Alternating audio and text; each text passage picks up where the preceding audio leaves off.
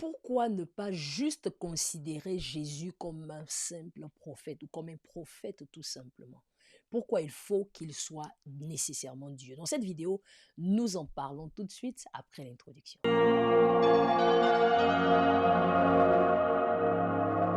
Bonjour et bienvenue sur cette chaîne. Moi, je suis Rachel. Je suis ravie que vous ayez décidé de pouvoir regarder cette vidéo. Ici, nous parlons d'évangélisation et d'apologétique. Le but, c'est d'envoyer chaque enfant de Dieu à connaître, à aimer et surtout à partager sa foi avec aisance et simplicité. Si vous êtes là pour la première fois, je vous demanderai de faire deux choses. La première des choses, de vous abonner à cette chaîne, de ne surtout pas manquer d'activer la cloche de notification afin de ne manquer aucun de nos prochains contenus. Mais également, je vais écrire un e-book qui s'intitule Prêt à parler de Jésus, réponse à 10 questions essentielles pour la foi chrétienne. Et pour vous le procurer, c'est tout simple. Il suffit de cliquer dans le lien qui est surtout là-bas dans la description afin que vous le receviez dans votre boîte mail. Que le Seigneur vous bénisse abondamment. Alors, rentrons dans le vif de notre sujet. Voilà ce que j'étais en train de dire tout à l'heure. Pourquoi ne pas considérer Jésus tout simplement comme un prophète? Pourquoi ne peut pas dire que Jésus est simple? Pourquoi nous voulons inciter? Je me rappelle, il y a quelqu'un qui me disait récemment, mais pourquoi le monsieur a dit qu'il a été envoyé, vous voulez qu'il soit forcément Dieu? Et cela paraît anodin, mais cela paraît, ça fait peut-être rire de le dire de cette façon, mais c'est le sentiment que beaucoup de personnes ont. Jésus a dit qu'il était été envoyé de Dieu. Pourquoi nous voulons en faire un prophète? Pourquoi nous voulons en faire plus que ce qu'il est ou ce qu'il a dit? Mais la réalité, en fait, c'est que Dieu, nous le savons, pour toutes les religions monothéistes, que ce soit le christianisme, l'islam ou le judaïsme, Dieu est un. Dieu est un, il est éternel et il est unique et il est puissant. L'une des cas, ou bien les cas, ce qui fait de Dieu Dieu, c'est justement son omnipotence, c'est-à-dire sa capacité de tout faire. Dieu est capable de tout faire. Il est capable de tout faire. Il n'y a rien qui est impossible à Dieu, nous dit la Bible. Également, son omniprésence. Dieu est partout à la fois. Également, son omniscience. Dieu sait toutes choses. Il sait toutes choses. C'est-à-dire, il n'a pas besoin qu'on le renseigne. Il sait toutes choses avant qu'elle arrive. Nous, pour nous, on a le présent, le passé et le futur. Dieu n'a pas ça. Il n'est pas confiné dans le temps. Dieu n'est pas dans le temps comme nous. C'est-à-dire, Dieu sait le présent, le passé, tout c'est la même chose devant Dieu. Dieu sait toutes choses. Et quand nous voulons cela, nous voyons que Dieu est le créateur. Dieu est le créateur de toutes choses et Dieu est parfait. Dieu est parfait. Par lui, toute chose existe. C'est en lui, c'est lui qui fait subsister toutes choses. C'est-à-dire que c'est lui qui permet à toute chose de pouvoir garder justement son ossature. La Bible dit que justement parce que Dieu règne, le monde est en place. Ça veut dire que c'est Dieu qui tient le monde. La Bible nous dit également dans les psaumes que c'est Dieu qui contient justement la mer là où elle est. Il lui a donné des limites. C'est Dieu qui contient toutes choses. C'est Dieu qui contient l'équilibre sur la terre, dans l'univers. C'est Dieu qui contient cet équilibre-là. Si Dieu décide justement de faire basculer, tout s'écroule. Mais c'est Dieu qui maintient tout en ordre. Voici ce que la Bible nous dit. Alors, quand nous savons ces choses-là, nous allons regarder maintenant ce que Dieu nous dit de Jésus. Les Écritures nous disent de Jésus, ce que les Écritures nous révèlent par rapport à Jésus. Nous allons partir dans un passage qui se trouve dans Colossiens, le chapitre 1. Nous allons lire à partir du verset 12. C'est un peu long, mais je vais prendre le temps de le lire. C'est très, très, très important. Il dit, rendez grâce à Dieu, je lis la version seconde. Rendez grâce au Père qui vous a rendu capable d'avoir part à l'héritage des saints dans la lumière, qui nous a délivrés de la puissance des ténèbres et nous a transportés dans le royaume du Fils de son amour, en qui nous avons la rédemption, la rémission des péchés. Au verset 15, il dit, il est l'image du Dieu invisible. Rappelons-nous, nous avons dit quelque chose dans la vidéo précédente où nous parlions justement de ce que Dieu est mort. Nous avons dit qu'en fait, Dieu a pris un corps. Dieu a décidé de prendre un corps. Et Jésus est venu justement, il a dit, on va voir ça un peu plus tard, mais ici, Paul nous dit, il est l'image. Qui est l'image? Le Fils est l'image. Qui est le Fils? Jésus. Jésus est l'image du Dieu invisible. Il est l'image du Dieu invisible. Il est le premier-né de toute la création. Car en lui, tout ont été créés, toutes les choses en lui. En lui ont été créées toutes les choses qui sont dans les cieux et sur la terre, les visibles et les invisibles, trône, dignité, domination, autorité, tout a été créé par lui et pour lui. Il est avant toute chose et toute chose subsiste en lui. Ok? Voilà ce que la Bible nous dit. La Bible dit qu'il est l'image du Dieu invisible, que toute chose a été créée par lui. Au travers de lui, nous avons la rémission, la rédemption, c'est-à-dire le rachat. Nous sommes rachetés, nous sommes sauvés, et nous avons la rémission, le pardon de nos péchés. Ensuite, il est l'image de Dieu invisible, c'est-à-dire Dieu n'a pas de visage, mais c'est lui qui est le visage de Dieu. Il est l'image. Une image, c'est une représentation graphique de quelque chose. Il est l'image du Dieu invisible. Il est le premier-né de la création et toutes choses ont été créées par lui et pour lui. C'est véritablement intéressant lorsque nous voyons cela. C'est véritablement intéressant de pouvoir voir que Dieu, toute chose a été créée par lui. Et c'est de Jésus dont il est question. Il avait dit le Fils de son amour. C'est de Jésus qui nous est question. Donc nous voyons ici que la Bible nous dit clairement que Jésus possède exactement les mêmes caractéristiques que Dieu. L'omnipotence, l'omniprésence, l'omniscience, la capacité de tout créer, la capacité de tout tenir entre lui, la capacité de tout maintenir. La Bible dit tout subsiste a été créé par lui, pour lui, et tout subsiste en lui. Cela nous montre également ici que ce n'est pas juste un prophète d'abord. 16 versets nous disent que ce n'est pas juste un prophète. Il va plus loin. Maintenant, Jésus lui-même, il nous dit quelque chose. Il nous dit ceci. Si on le connaît, c'est qu'on connaît Dieu. C'est ce qu'il a dit. Si vous me connaissez, vous connaissez. On va le lire. On le lit dans Jean, le chapitre 8, le verset 19. Il dit ceci. Il lui dit, où est donc le Père? Jésus répondit, vous ne connaissez ni moi ni mon Père. Si vous me connaissiez, vous connaîtrez aussi mon Père. Peut-être que là, c'est un peu ambigu. Allons maintenant dans Jean 14, Jean chapitre 14, nous allons regarder le verset 7. Il dit ceci, le verset 7, il dit, si vous me connaissiez, vous connaîtrez aussi mon Père. Et dès maintenant, vous le connaissez et vous l'avez vu. Il dit, si vous me connaissez, vous connaissez le Père. Dès maintenant, vous le connaissez et vous l'avez vu. Il est en train de dire simplement qu'en fait, le fait que vous m'ayez vu, le fait que vous me connaissiez, ça veut simplement vous dire que vous avez aussi vu le Père. Vous avez aussi vu Dieu. Ok? Dans le même Jean, le chapitre 14, le verset 9, nous allons regarder ce qu'il dit. Jésus lui dit, il y a longtemps, ça c'est Philippe, on regarde le petit verset 8. Jésus lui dit, Philippe lui dit, Seigneur, montre-nous le Père et cela nous suffit. Et Jésus lui dit, il y a si longtemps que je suis avec vous et tu ne m'as pas connu, Philippe. Celui qui m'a vu a vu le Père. Comment dis-tu, montre-nous le Père? Jésus dit seulement, il ne dit pas, il dit, si tu m'as vu, tu as connu le Père. Philippe lui dit, montre-nous le Père. Il dit, mais tu me vois et tu demandes encore à voir le Père. Parce qu'en réalité, si tu me vois, tu as vu le Père. C'est Jésus qui est en train de le dire. Allons encore dans un autre passage.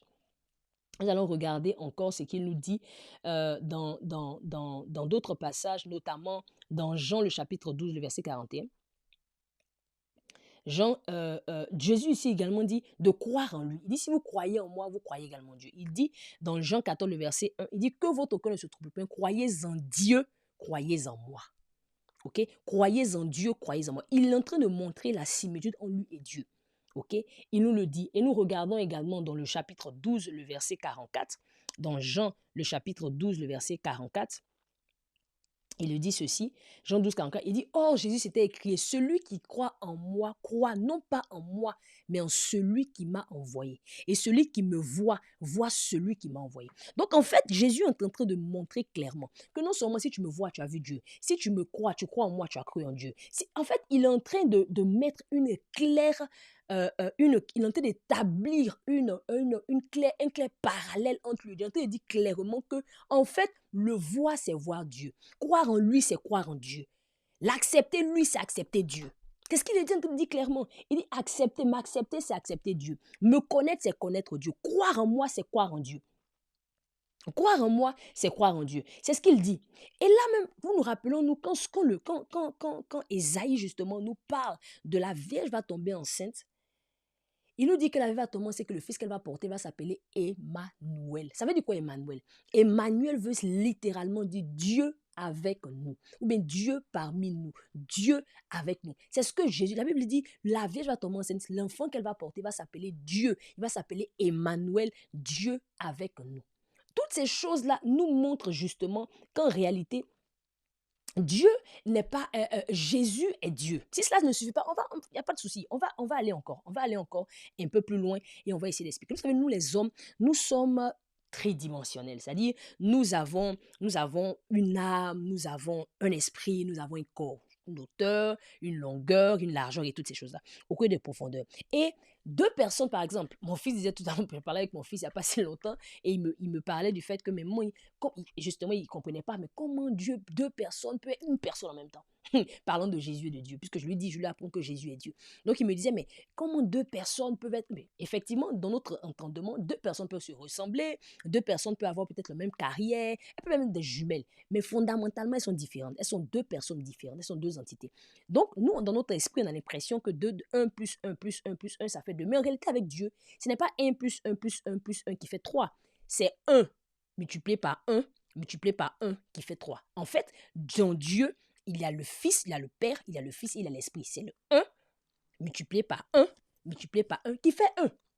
Donc, en réalité, Dieu est un. Il n'est pas comme nous. Dieu, il est en dehors de notre monde. Il est en dehors de notre caractéristique. Dieu n'est pas limité parce que nous sommes limités. Dieu n'est pas contraint dans ce que nous sommes limités, contenu, pardon, dans nos limitations. La Bible le dit clairement. La Bible nous parle du Fils, la Bible nous parle du Père, la Bible nous parle de l'Esprit. Et la Bible nous parle également d'un seul Dieu. La Bible nous dit qu'il y a un seul Dieu, mais en même temps qu'il y a un seul Dieu, la Bible nous parle également du Fils, elle nous parle du Père, elle nous parle de l'Esprit.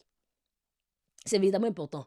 C'est véritablement important. Regarde ce que Jésus dit, par exemple. Il dit à ses disciples, il dit qu'il faut que je parte.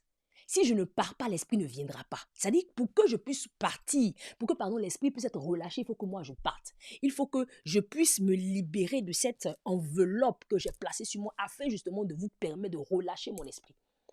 Et quand nous regardons, la Bible nous dit qu'il dit qu'un autre consolateur, mais quand nous regardons le thème autre, c'est le thème allos. Allos parakletos. Il est en train de dire que c'est un autre du même genre, un autre de la même nature. Il est en train de dire, il faut que moi je parte pour que cet autre consolateur vienne. Un consolateur qui est pareil à moi. Je vous consolais, mais il y a quelqu'un qui va venir comme moi faire le même travail. Mais il faut que moi je parte pour qu'il soit venu sur vous de façon pleine. Parce que pendant que lui il est là, il est contenu dans un lieu. Il était simplement à Jérusalem, il était simplement en Israël, mais il fallait qu'il soit en même temps partout. Ici en Angleterre, à Londres, être en France, être à Jakarta, être en Chine, être en Inde, être quelque part dans un fin fond de la Côte d'Ivoire ou au Bénin, ou être en Asie, en Amérique du Nord, partout à la fois, il fallait que je m'en aille pour que justement je puisse relâcher le paraclétos, c'est-à-dire l'esprit, mon esprit, afin que justement vous puissiez être là. Donc en fait, Dieu est 3, mais 1.